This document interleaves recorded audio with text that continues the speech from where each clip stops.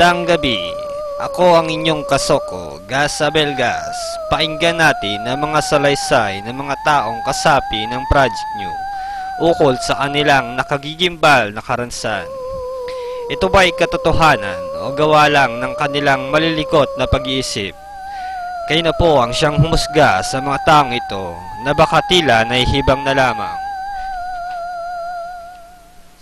Thank God kasi hindi pa naman ako naka-experience. Sobrang scary talaga. Kinilabutan lang talaga ako nung napanood ko yung Shutter.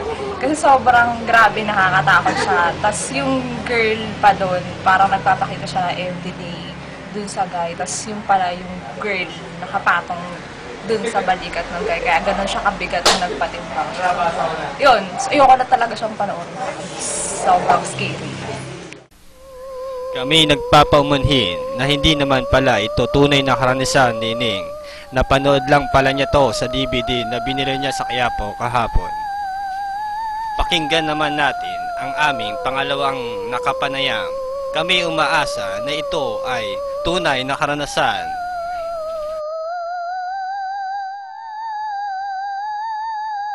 Nung isang gabi, sa bahay ng lola ko sa Project C, nag-brown out doon gabi, tapos nagpalipas kami ng, nagpalipas kami ng oras kasi nag-brown out. Tapos sa likod ng bahay, meron doon malaking puno ng mangga. Tapos yung habang naghugas ng plato yung lola ko, may kawalabog doon sa likod. Tapos, sarado na yung pinto. So, binuksan niya, sinilip niya kung may tao or may aso or pusa, gano'n. Wala naman. Tapos, after nung ilang oras, nandun na kami sa may living room, ganyan. Tapos, narinig na namin yung kumalabog ulit. Yung lola ko, kinilabutan na siya. So, parang natakot kami gano'n. Tapos, nagpunta kami sa likod. Binuksan namin yung door. Pagbukas namin ng door, merong drops of blood from sa door. Tapos, yung path niya, parang papasok. Tapos, tulo-tulo siyang ganyan.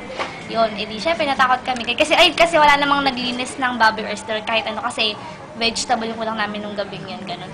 Tapos, nagtakbuhan na kami. Tapos, the next day, nawala na yung dugo doon sa door, ganyan. Pero, doon sa under ng mango tree, meron na doon mas marami, super madaming dugo na doon sa under ng mango tree. Tapos, parang same color nung pagka-red niya nung nakita namin nung gabi.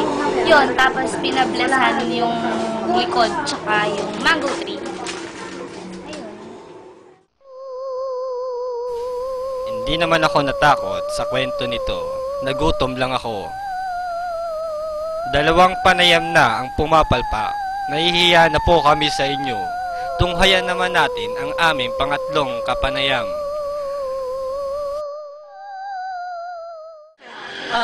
Sa totoo lang, wala pa akong karanasan na may kinalaman sa mga multo, aswang, white lady, o anong pa bang bagay na may kinalaman doon. Kaya nga di ako masyado nakaka-relate pag usapang katatakutan na eh. But I used to listen sa mga nagkukwentong mga kaibigan ko tungkol doon. And I am hoping someday nga na sana ma-experience ko din yon.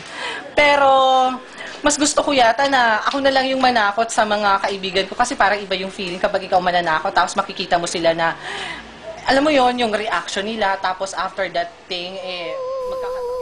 Kayo na po ang bahalang humusga sa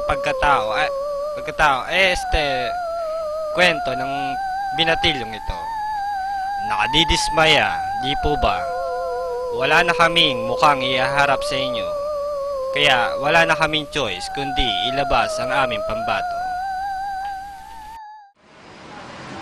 Boss, pwede mo matanong kung mayroon ka ba dyan mga horror experience? Horror experience ba? Sandali Oo. lang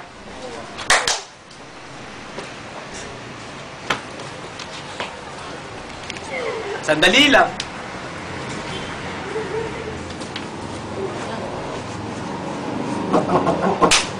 Katapos kong mag-MC sa Euphoria nung nakarang Sabado, ako'y nagpunta, alam nyo ba, sa favorite hangout ko? 7-Eleven ba? Let it drive, ako na padpad.